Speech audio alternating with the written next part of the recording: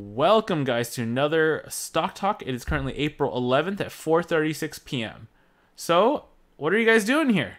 Well, nothing really happened today. So, thanks for coming in and dropping by. Let's talk about SPY on the 180-day chart because nothing really happened from yesterday to today. Yes, the Dow Jones went down 218 points, but taking a look at the 180-day chart, looking at the big picture, everything is still holding. We still have a resistance at around 266.90. We have two SMA lines, the 200 SMA line and the 150 SMA line converging on the resistance. And then we can identify an higher low that's been making in the short term.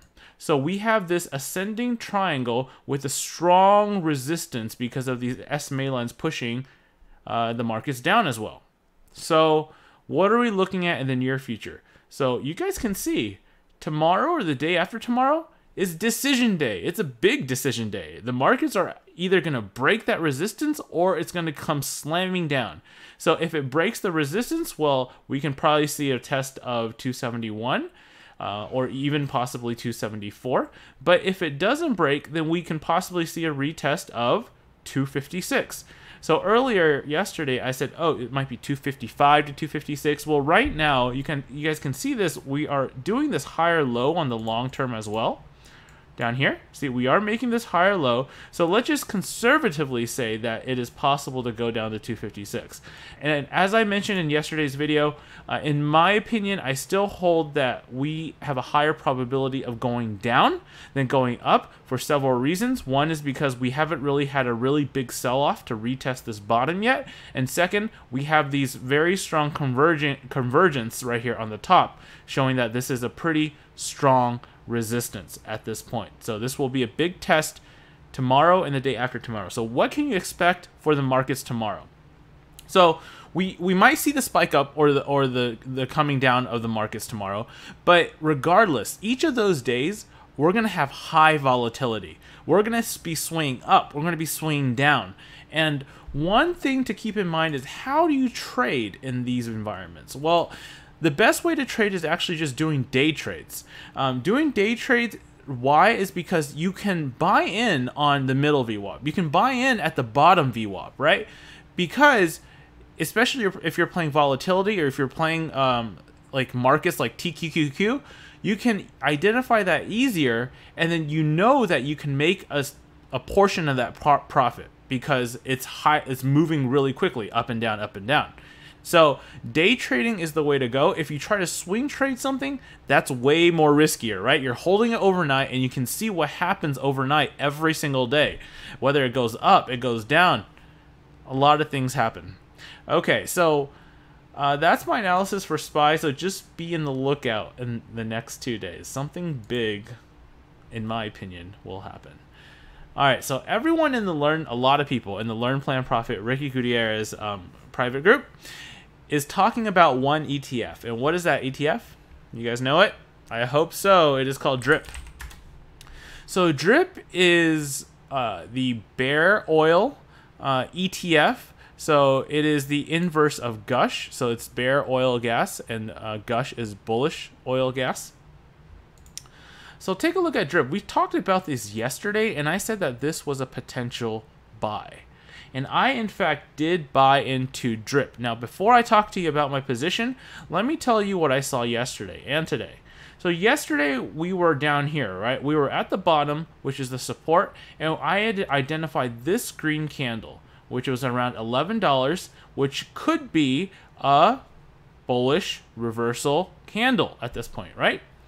But what happened during the markets today? Well, as you can see, during pre-market, it tried to pull up, signified by this candle. Let's zoom in a little bit more. You see this candle? It tried to pull up, but it came back down, and it actually never reached the support. This support is now the new resistance. Okay, so some bad news happening because we broke the trend.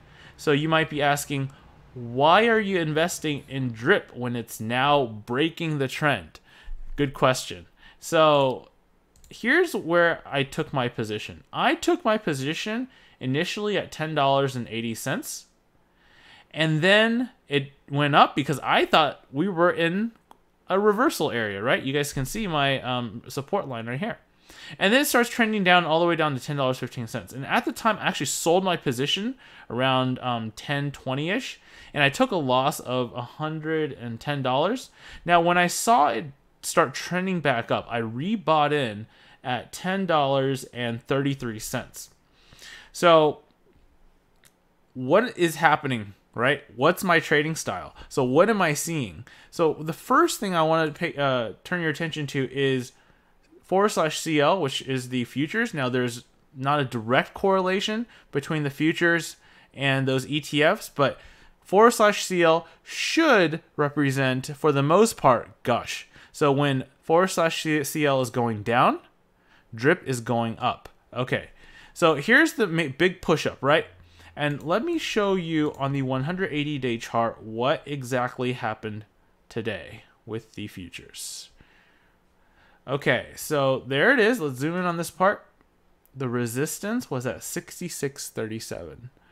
We broke above the resistance. And not only did we break above the resistance, we held above the resistance. This shows that this is possibly the new support. We made some new highs today. Okay, and then the next 4-hour candle, well, right now this candle is, I think, still forming, but it's currently a very small red candle, which literally means it's good news for people who are in gush. So you might be asking, why are you in drip, right? It's going up. There's a chance. Yes, there's a huge chance that gush may go up. However, I'm still looking for it to at least retest the support or to retrace back to the EMA line. Now, that's what I'm looking for tomorrow. And so looking at drip right here, I'm still looking for it to retest at least this resistance at around 10.93. And once it gets to that point, I'll consider just releasing all of my shares at that point. So that's what I'm looking for tomorrow. And for everyone who is in drip, good luck. We are all very brave. So another trend that I kind of want to talk about is, I feel like whenever you guys buy in, right, and then the stock and ETF goes down, what's the immediate reaction?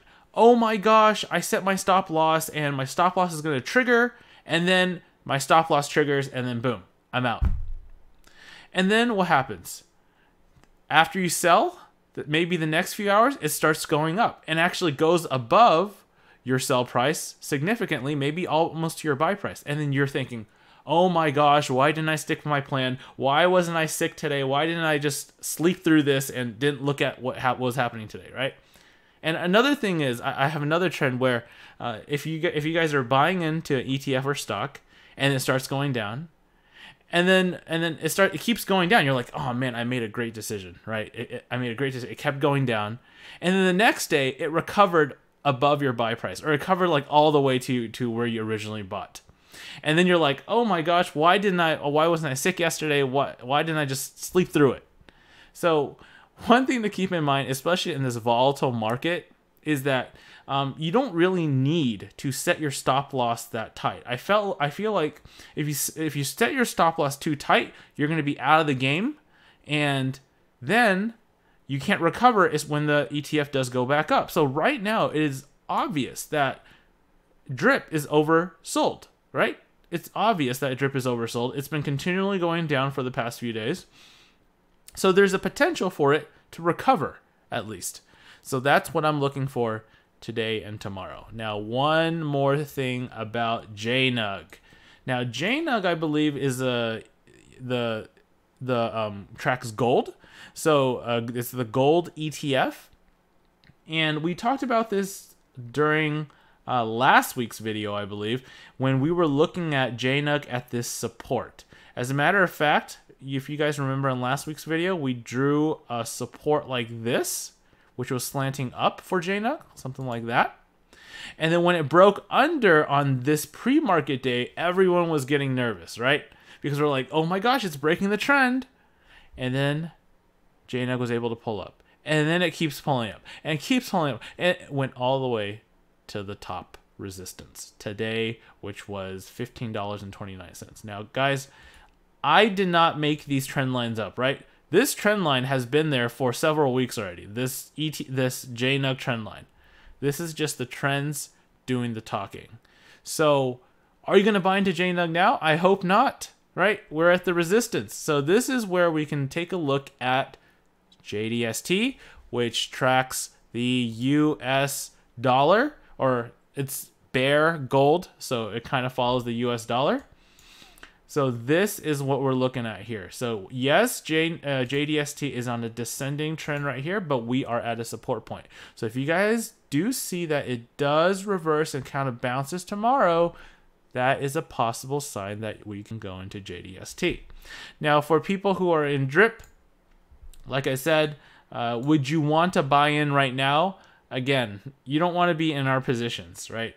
A lot of this, some of this, even though people don't want to mention it, is literally hoping, okay? Hoping that it will go up and actually say what I'm saying, like coming down to the EMA line. Some parts of that is hoping. But another part of that is through technical analysis. So you guys make the decision, but if you guys were looking for a drip entry, my advice is don't do it because of obvious reasons. Way too risky at this point. So thank you guys for watching this video. Like if you like this video. If you didn't like it, I hope you like it in the future. And I will see you tomorrow with another update, and we'll see where the market swings, right? Talk to you tomorrow.